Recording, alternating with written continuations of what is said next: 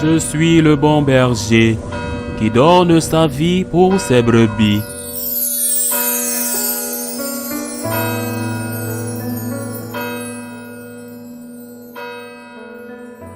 En ce temps-là, Jésus se rendit dans son lieu d'origine et ses disciples le suivirent.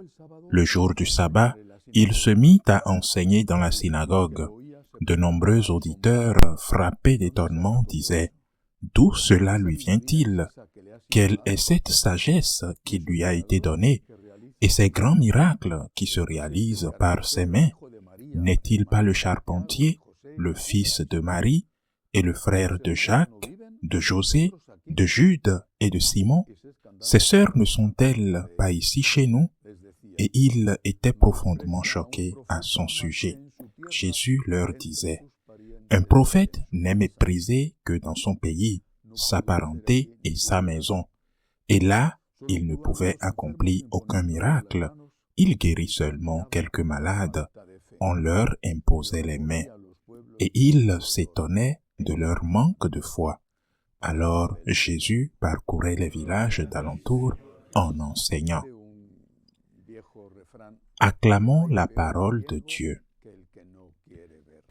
Un vieux dicton dit qu'il n'a pas de pire aveugle que celui qui ne veut pas voir. Mais pourquoi l'aveugle qui ne veut pas voir ne voit-il pas? Quelle est la cause? La personne physiquement aveugle ne voit pas parce qu'elle ne peut pas, évidemment. Mais celui qui peut voir et ne veut pas voir doit avoir une raison. Aujourd'hui, l'un de ces motifs apparaît dans l'Évangile, l'envie. Et Jésus, l'agneau innocent, l'agneau sans péché, s'étonne, il s'étonne. Et l'Évangile dit, « Et ils s'étonnaient de leur manque de foi. » L'envie les aveugle. L'envie les aveugle tellement, et de plus, une envie envers quelqu'un qui a toujours été bon envers eux, envers quelqu'un qui a toujours été bon avec toi. Combien de miracles discrets passés inaperçus Jésus aurait-il accompli à Nazareth pendant tant d'années? Combien de faveurs n'aurait-il pas rendues? Combien de voisins la Sainte Vierge n'aurait-elle pas aidé? Mais tout cela ne servait pas à les faire aimer Jésus, mais plutôt à les rendre envieux, non seulement de Jésus, mais également de sa mère.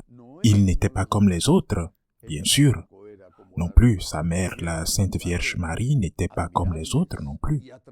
Et cette différence pleine de vertu, ces personnes, au lieu de les admirer, deviennent envieuses.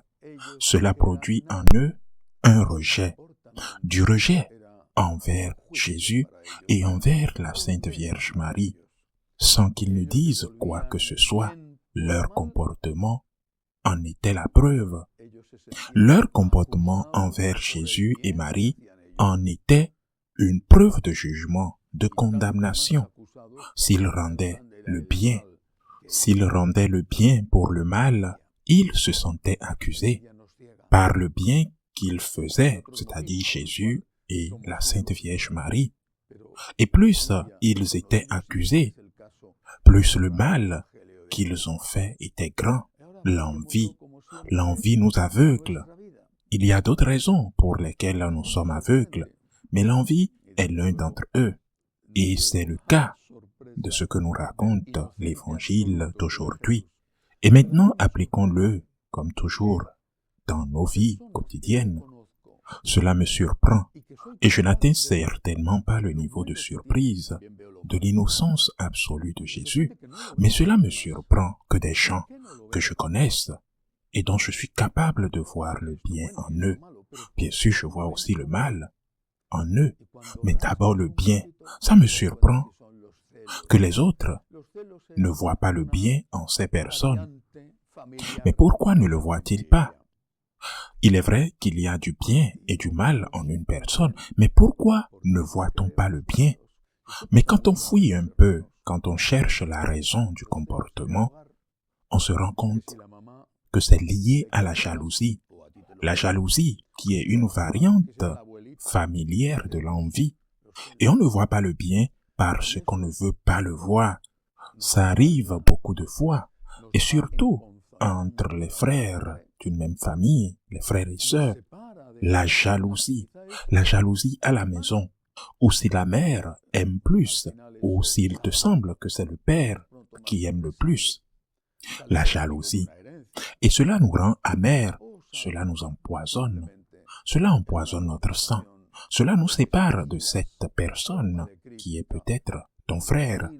À la fin, cela sort tôt ou tard, cela sort à cause d'une douleur profonde, ou cela sort simplement dans une conversation où vous distillez sous forme de critique la bile que vous avez en vous, car au fond, même si ce que vous dites ne peut être vrai, au fond, vous le dites pour blesser ou pour vous venger de quelqu'un que vous enviez ou quelqu'un dont vous êtes jaloux.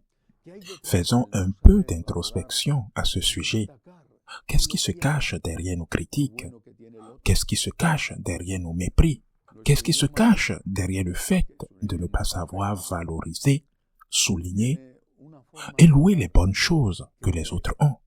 Notre langage, qui est un langage parfait, je parle bien de l'espagnol, a une façon de parler qui révèle clairement l'intention de celui qui parle. Par exemple, nous disons, oui, cette personne a cette bonne chose, oui, c'est bien. Et puis nous ajoutons, mais ce que nous voulons souligner, c'est ce qui vient après, en raison de ce que nous avons dans notre cœur. Le plus important n'est pas la première phrase. Le plus important, c'est ce qui vient après le mais. Mais quel caractère il a. Mais ce n'est pas pour autant qu'il est juste. Nous pourrions dire la phrase dans un autre sens, par exemple. Oui, cette personne a un mauvais caractère, mais il est très généreux, mais il est très travailleur, par exemple.